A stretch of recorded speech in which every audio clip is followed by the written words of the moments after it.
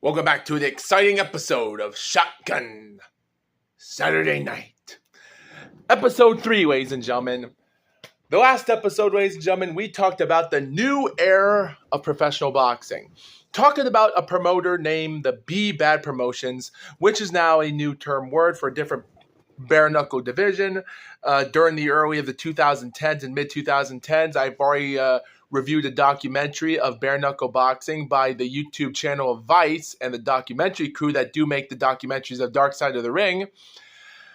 And considering that was like the original new era of bare knuckle boxing, even a few years later, until the American came out with their own bare knuckle boxing division, and that was the new era. And I've already talked about many other interesting competitors and other famous people that were bare knuckle fighters back in the day during the 20th century. But to be honest, it's hard for me to count those records as legit, even if they exist or not, because it just seemed like by 1889, due to Jake Kilrain and John L. Sullivan, it was like that was the end of the original year of bare knuckle boxing.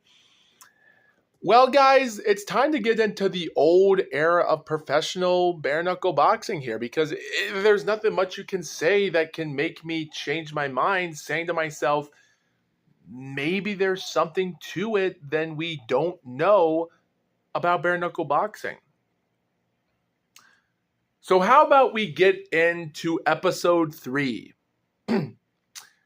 Because, and just to let you guys know, considering that these few episodes of bare knuckle boxing on Shotgun Saturday Night, it's already been a few weeks right now, and it's been a few weeks old, ladies and gentlemen, and to be honest, it is a specialty.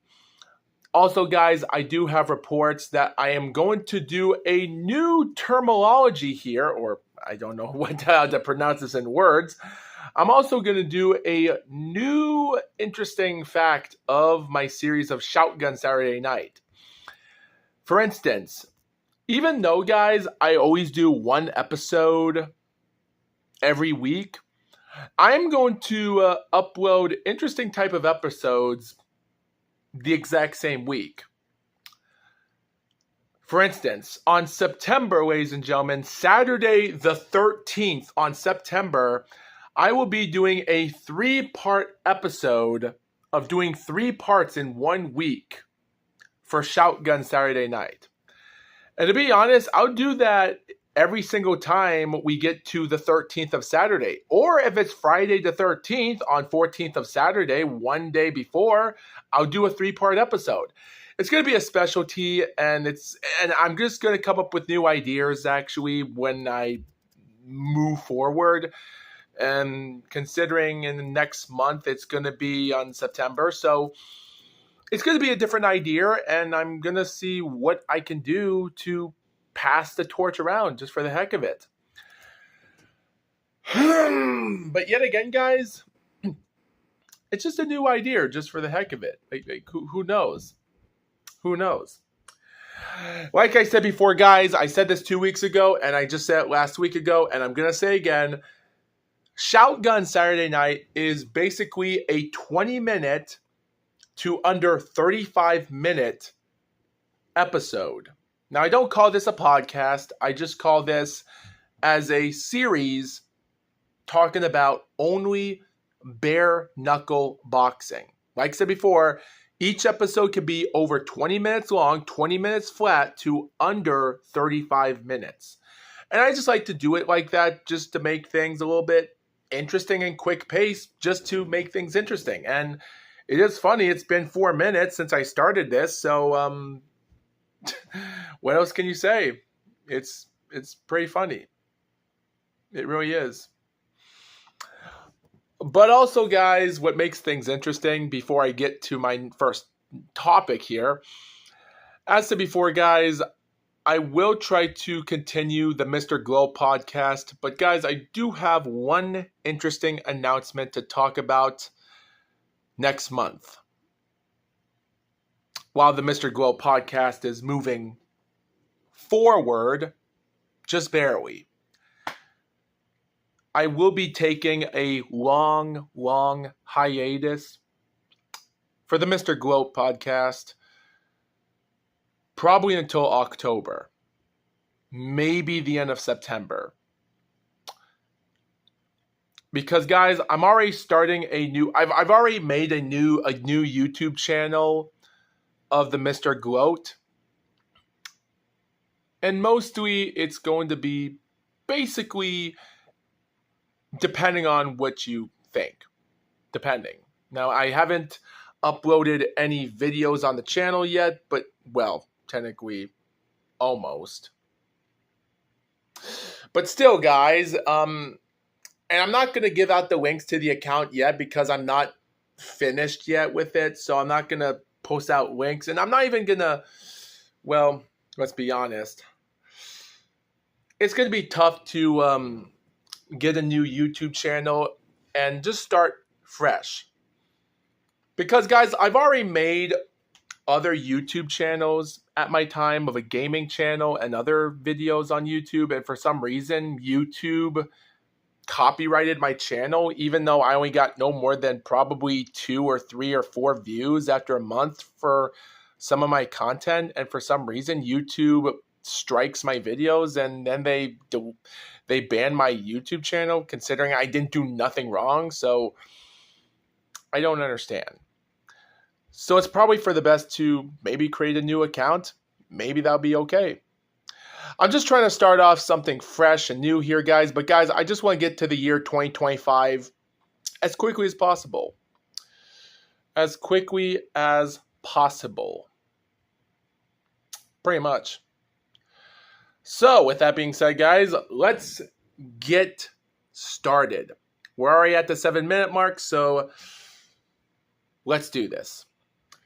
It's time, ladies and gentlemen, to talk about the new era from the old era of bare knuckle boxing. Because, guys, we talked about the new era. We've already talked about the new era of bare knuckle boxing, pretty much. But now we have to talk about the old era of boxing, too. So, guys, I've already talked about this before. And like I said before, guys, if you're not a fan of bare knuckle boxing, then you can click out. For the heck of it. For the heck of it. But now, guys, the real story takes place in England. So, guys, in England was the country of origin that became known as bare knuckle. So the old era of professional bare knuckle boxing is this. It was mostly focused on grappling and striking. Now, eye poking and other stuff were a common thing at the time, even today, so take that for what you will. And even though the parenthood of it was an ancient Greek boxing, also known as street fighting, but it was also known as, bare knuckle boxing was also known as classical pugilism and fisticuffs, fist fights. It was an illegal boxing and prize fighting. So that's how it became known. So, guys, the early history of it was this. As being originated, according to the Boxing Chronicle Pugilistica, of the first newspaper report of a boxing match in England dates back in 1661. And when the Protestant of Mercury stated, yesterday a match of boxing was performed before His Grace the Duke of Albemarle. The Duke of Albemarle. Now, the Duke of Albemarle was Christopher Monk, 2nd Duke of Albemarle. And he was the English army officer politician of the colonial administrator who sat in the House of Commons from 1667 to 1670, when he inherited his father's dukedom and sat in the House of Lords. Now, quite frankly, he never lived a long time in his life because he passed away. Like, he was born around August of 1653, but passed away in October of 1688. So he was only 35 years old, quite frankly. And so take that for what you will. So, considering that, he would later be succeeded as the member of the House of Lords Hereditary Peer. Is that how you pronounce it? Hereditary Peer. Okay. In office on January 3rd, 1670 to October 6th of 1688, the time of his passing. So, and it's even funny because his resting place took place on July the 4th, 1689. So, yeah, I really can't say much about that. It's kind of funny to say that his resting place took place on the 4th of July, but the 4th of July wouldn't become a thing until 1777, so take that for what you will. Yeah. But of course, the real story takes place on January the 6th, 1681, when Monk arranged a boxing match between his butler and his butcher. So this was the first ever recorded boxing match in England. And guess who won? Pretty much the butcher. So he had his butler and his butcher box each other for the first time in history. Yeah, a butler and a butcher boxed, and the butcher won. I really can't say how ridiculous that is, but yeah, take that for what you will. And it's interesting because I tried to find a documentary about this information, and surprisingly, there would be interesting information on the pugilistic history of British boxing containing lives of the most celebrated pugilists, which was actually a book publication dated at 1906 by the publisher of Edinburgh J. Grant that would actually make this. And mostly it's a volume 1 type book, and it has barely been shared online. So there is archive interesting information on archive.org if you want to find it. And reading out some information about it and trying to find information, it's kind of interesting.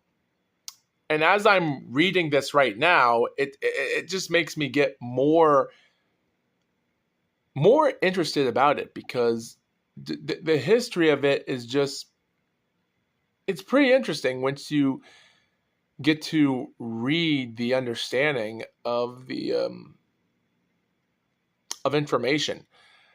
As I said before, there's a good amount of information here that's actually still surprising to see. Now, like I said before, you guys can find this on archive.org if you want to find it, but it's a pretty interesting book to read, and the biography of it is pretty interesting. So, considering that being the legitimate of what this was all about at the time, it's pretty interesting once you get to like find some information that you are really interested in, because it just goes to show you how surprising this is. Now, of course, guys, with all due to respect, a lot of other crazy stuff would come into play in the future, because considering with all that being as it is,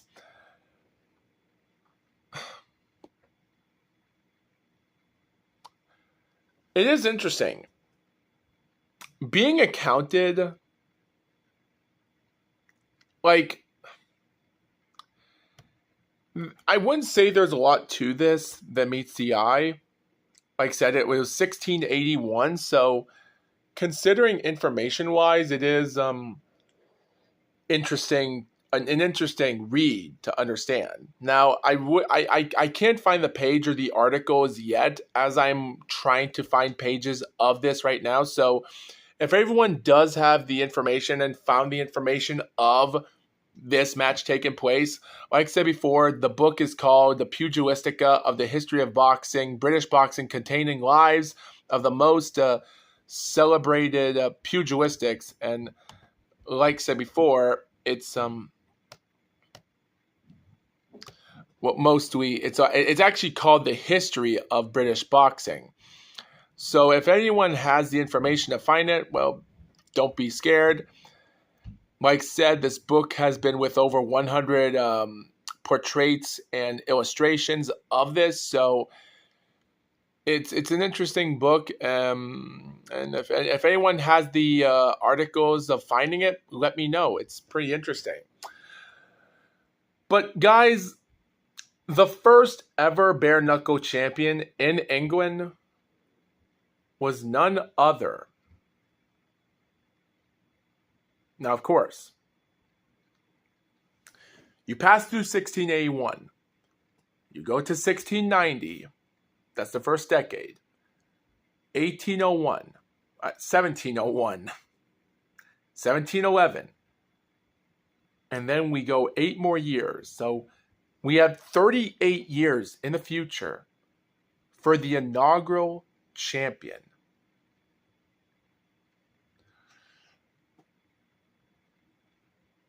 The first bare knuckle champion in England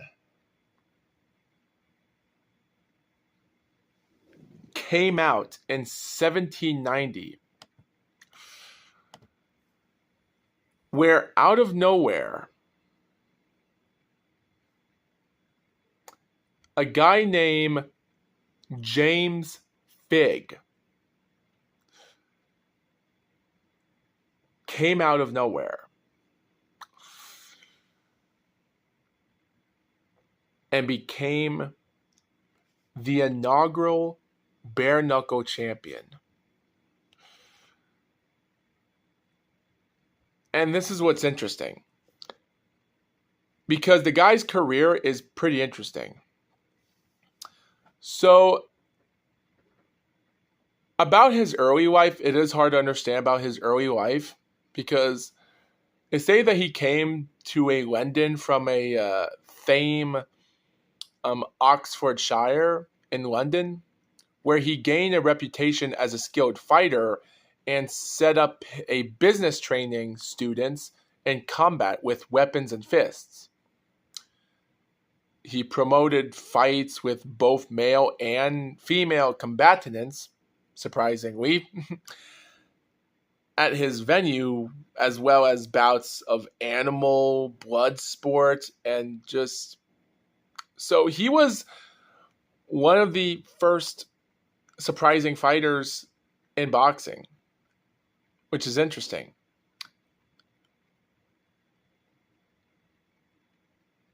Even though he played a role in boxing's development at the time, and even though he did fought with weapons, including short swords and interesting weapons that are hard to, I don't know how to say them. But yeah, by 1719, he opened a London fighting venue that would open a seating of 1,000 spectators, and was one of the first of its kind. In 1725, he organized a promoted modern history's first international boxing match, and his amphitheaters he claimed to have won more than 200 matches during his career and was posthumously considered the first boxing champion. Now, I try to find information, and it says mostly his fighting career. Fig opened in the amphitheater and fighting school in a place known as Oxford Road, and Mary LeBone, where he taught bare knuckle boxing and fencing as well. But yet again, it's hard for me to understand when he became champion because we don't have the information of who he fought.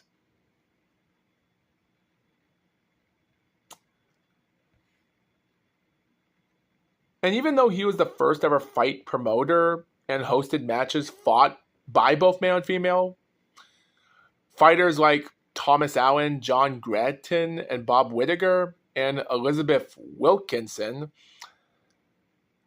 But yeah, again, I don't know much about those fighters, so I really can't say much about it. But now I'm thinking to myself, when does the real bare knuckle boxing happen?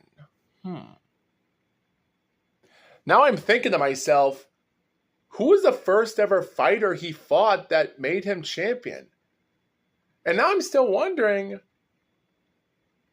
who did he fight to win the inaugural belt?